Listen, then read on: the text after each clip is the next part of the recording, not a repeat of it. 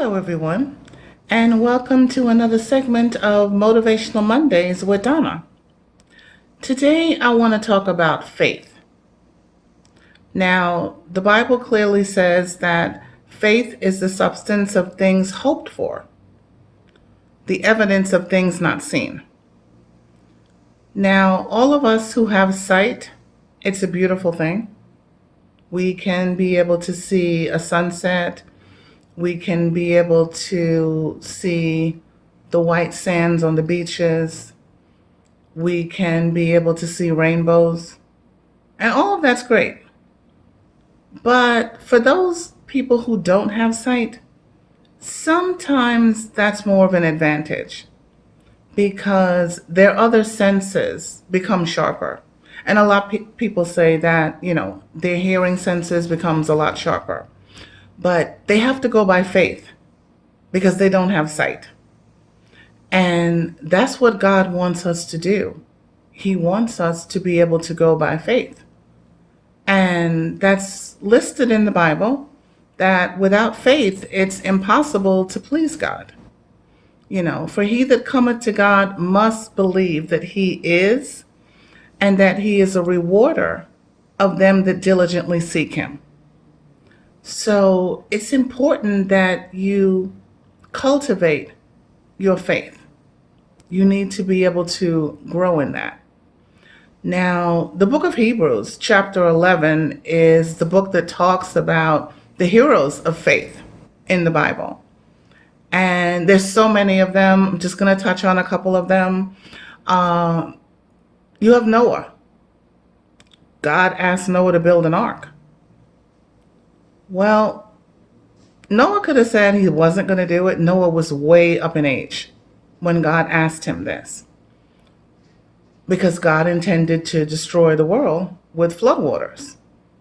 Now, if Noah had said no, really, honestly, none of us would be here right now.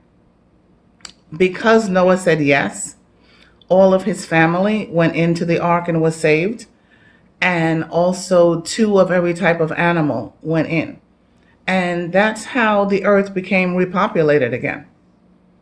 So we really need to thank Noah because he really brought all of us here through God. You have Abraham, father of many nations. Abraham's faith was very, very strong. God asked him to leave the country where he was, everything that he knew, everything that he was comfortable with, to be able to step out and go someplace else, and that he would bless him. Now, how many of us just love our comfort zone? We may have our cozy sofa. We may have a comfortable blanket like Linus in Peanuts that we're just comfortable with. But Abraham used his faith and obeyed God and went out and was blessed tremendously. Now, his wife, Sarah, also used her faith. Now, in the beginning, when, the angels first told her, God told her she was going to be able to give birth to a child, she laughed. And understandably, in a way, yes, because those of us with the human mind, we're never going to think that someone can be able to give birth to a child at 90 years of age. It's just not something that we visibly see. And again, if it's not visible, we're not believing. We have to cultivate an attitude of faith. Because if God says it's going to happen, it's going to happen. But she did believe. Her faith got strong. And she actually gave birth to a son, Isaac, which at a later point, Abraham's faith was tested again because he waited so many years to have Isaac, his own son, when he was 100 years of age. And God told him to go and slaughter his son. Now, this was a test. And again, I've talked to you guys about this. Every day you're going to be tested. So be aware. But Abraham went with faith. And then when God saw that he had the faith and was going to do it, he produced the ram in the bushes.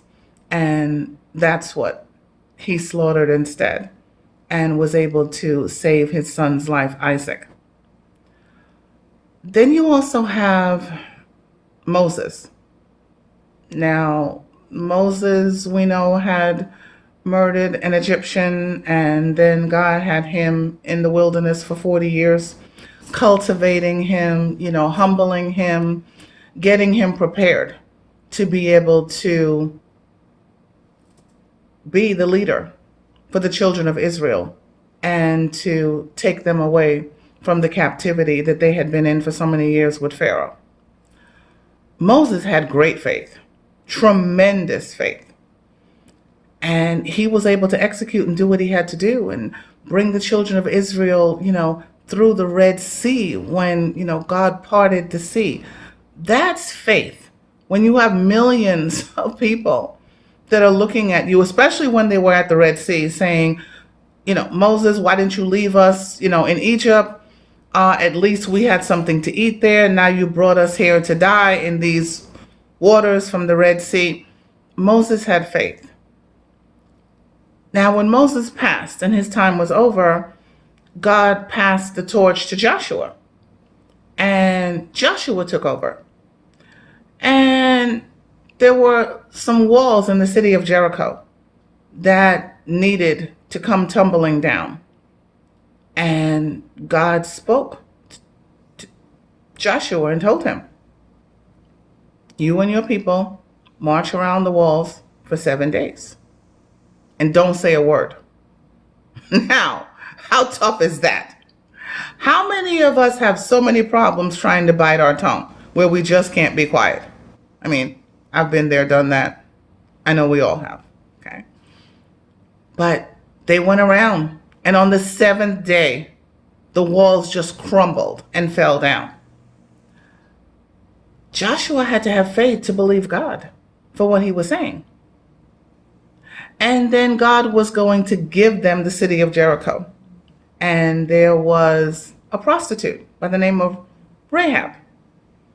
And she, by faith, listened when God said, I want you to hide 2 spies that I'm sending over to be able to look around the city so that they can see how to be able to take it.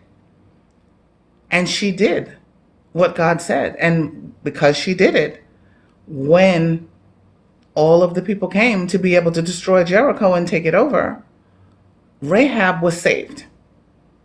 So there's countless stories of people using their faith to be able to accomplish and to do great things, to live long lives, to be extremely prosperous.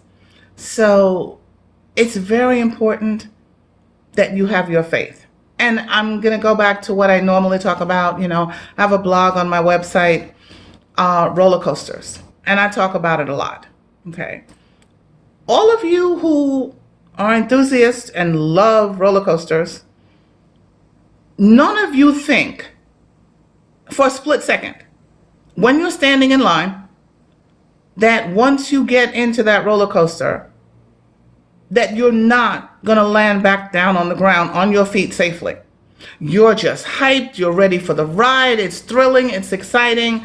And you never think that anything is going to go wrong.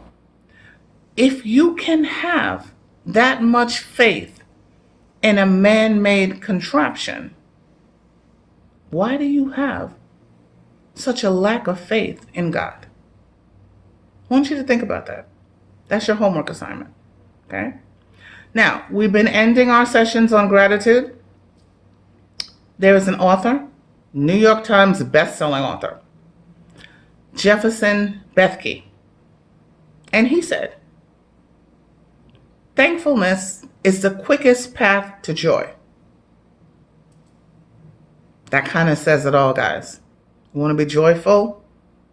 Be thankful. Have a great week.